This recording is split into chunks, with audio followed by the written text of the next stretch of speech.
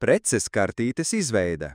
Ieejot nepieciešamajā kategorijā, noklikšķiniet uz Pievienot preci. Tiks atvērta forma preces informācijas ievadīšanai. Vispirms pievienojiet attēlus. Noklikšķiniet uz Pievienot attēla failu, atlasiet failu vai ielieciet saiti uz attēlu, apgrieziet to ar slīdņa palīdzību un apstipriniet lejupielādi. Ierakstiet nosaukumu visās valodās, metatagus, title, keywords, description un alternatīvu preces nosaukumu, ja nepieciešams. Norādiet unikālu kodu, EAN, piegādātāju, daudzumu noliktavās, zīmolu un ražotāju valsti. Tagad sistēma ir gatava ģenerēt produkta aprakstu ar mākslīgo intelektu palīdzību.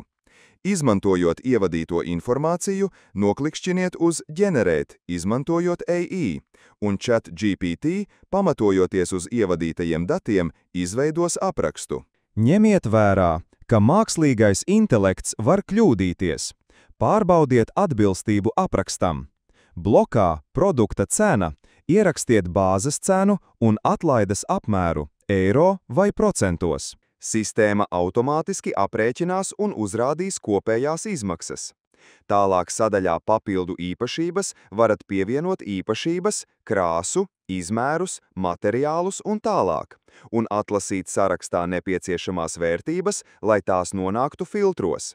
Ja prece ir gatava publicēšanai, noklikšķiniet uz Rādīt, jā, saglabāt un atgriezties, un jūsu jaunā prece tiks parādīta katalogā.